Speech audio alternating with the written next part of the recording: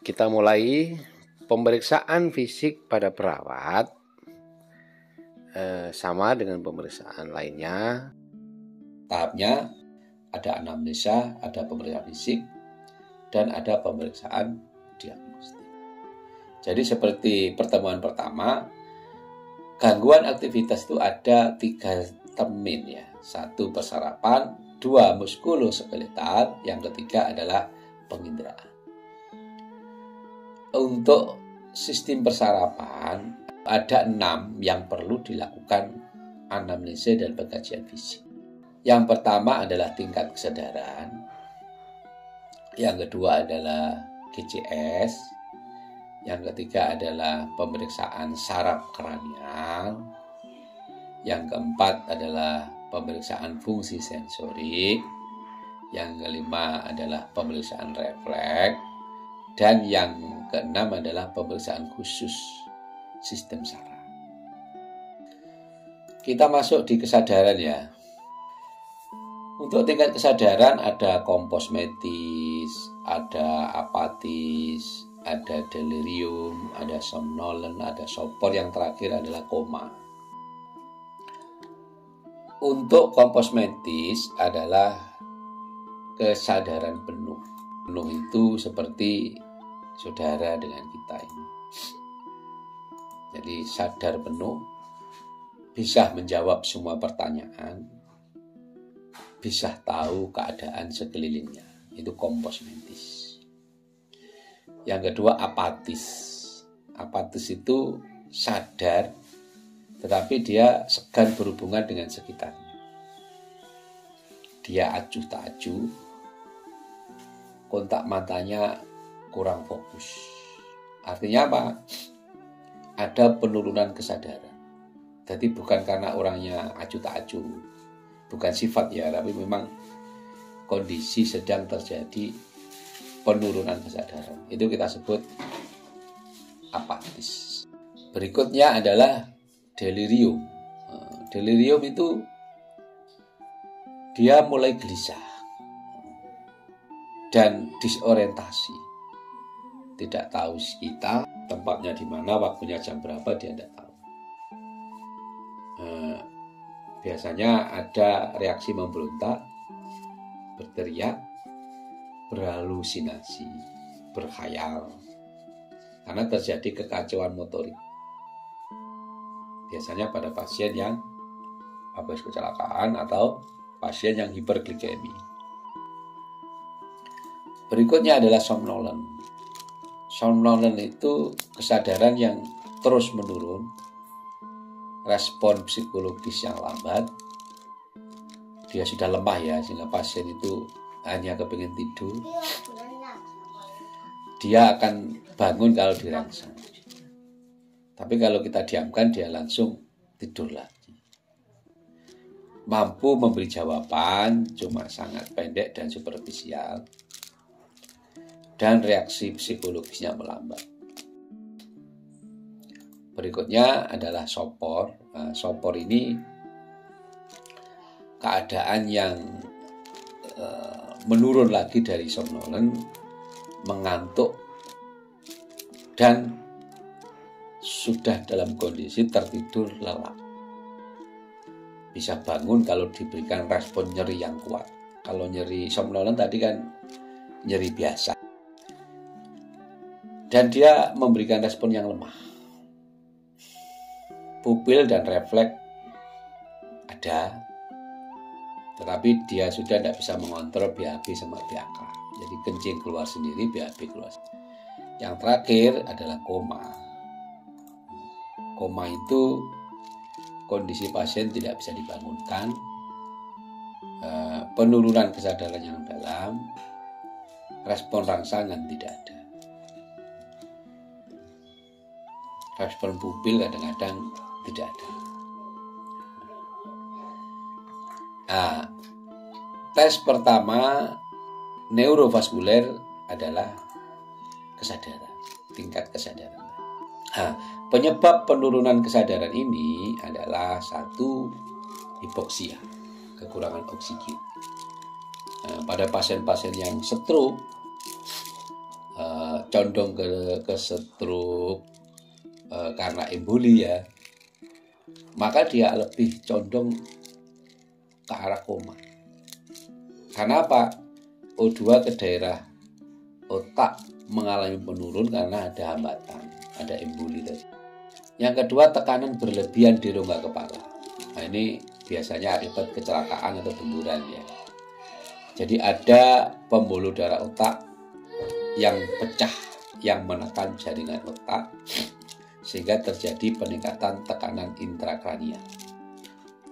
Nah, ini nanti akan juga lama-lama akan terjadi penurunan kesadaran.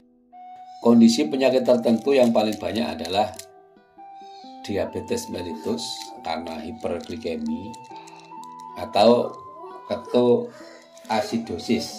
Yang keempat adalah hipo dan hipernatremia. Ini pasien yang dehidrasi, asidosis, alkalosis, dan pengaruh obat-obatan yang dosisnya lebih daripada kemampuan. Yang terakhir, keracunan, hipertermia dan hipotermia. Hipertermia penuh suhu yang tinggi itu juga menurunkan kesadaran. Hipotermia, suhu yang rendah, itu juga menurunkan kesadaran. Penilaian GCS. Jadi GCS itu penilaian dengan standarisasi 4 komponen ya. Jadi mata, verbal, sama gerakan. Oke. Untuk kompos mentis 14-15, untuk apatis 12-13, untuk delirium 10-11, yang terakhir koma adalah 3. Berikutnya yang nomor 3 adalah pemeriksaan saraf kranial. Ada tes nervus 1 olfaktori, ada tes nervus 2 optikus, sama ada nervus 12 hipoglossus. Berikutnya fungsi sensorik. Fungsi sensorik ini menggunakan alat yang tajam, jarum yang ujungnya tajam dan tumpul. Biasanya kita pakai jarum bundel. Jadi kita tekankan pada kulitnya, dia tinggal menerangkan. Ini berarti pasiennya sadar ya, karena itu untuk mengetes fungsi sensor. Pada saat kita tusuk dengan yang tajam, kita suruh ngomong lancip. Pada saat kita tusuk dengan yang tumpul, kita suruh ngomong tumpul. Dia tidak boleh melihat. Nah, kita tusuk yang tajam, dia bilang apa? Gimana Pak? Tumpul. Berarti ada kelainan sensori. Bisa juga dengan kapas untuk rasa raba. Jadi kapas itu dibikin lancip. Kita tekan, apakah dia terasa? Kalau dia terasa bahwa berarti apa? Fungsi sensoriknya terganggu. Bisa juga botol berisi air hangat, panas, air dingin untuk kita tempelkan kepada daerah-daerah tertentu. Merasa panas, dingin. Nah, kalau tidak ada berarti gangguan sensor. Berikutnya yang terakhir adalah fungsi refleks untuk persarapannya. Fungsi refleks. Ada refleks normal, ada refleks abnormal. Refleks normal itu artinya refleks ini harus ada pada saat diperiksa. Kalau tidak ada berarti abnormal. Apa itu refleks Bicep? Ada refleks tricep. Nah, ini tricep di lengan. Jadi pada saat kita pukul akan ada genjotan tangan. Kalau tidak ada berarti abnormal, refleks normal. Ada refleks patella. Pada saat kita pukul di sini dia akan menyatu, berarti normal. Kalau tidak menyatu berarti ada saraf yang terputus di refleks patella. Dan ada refleks Achilles di ankle. Kita pukul dia mengalami gerakan menegak. Kalau tidak ada berarti ya tidak normal. Ada refleks abnormal. Apa itu? Babinski. Jadi pada saat digaruk dengan mengikuti anatomi telapak kaki, maka dia mengkeret keluar. Kalau mengkeret ke dalam berarti abnormal. Sehingga Pak Cigaru itu kalau dia mengkeret jarinya keluar, itu harusnya begitu. Kalau mengkeretnya malah ke dalam itu abnormal. Terus ada pemeriksaan kaku kuduk, pemeriksaan Bradzinski, pemeriksaan Kernik, pemeriksaan tes Leschio. Berikutnya adalah sistem penginderaan ya. Kita sudah masuk di penginderaan. Yang pertama adalah pemeriksaan posisi mata, alis, kelopak mata, konjungtiva, sklera, pupil. Yang kedua adalah visus, ketajaman penglihatan. Karena apa? Aktivitas itu dibantu oleh adanya penglihatan yang jelas.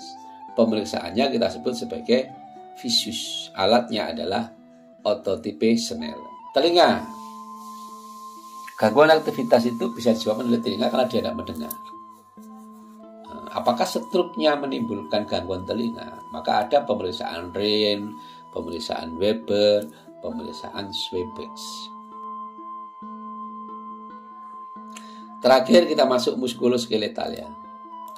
Muskuloskeletal adalah tulang dan otot. Maka yang perlu dianalisis adalah riwayat olahraganya, riwayat konsumsinya, riwayat tulang dan ototnya, riwayat nyerinya, pola aktivitasnya, perubahan fisiknya, apakah lurus atau yang lainnya. Yang kedua adalah range of motion-nya.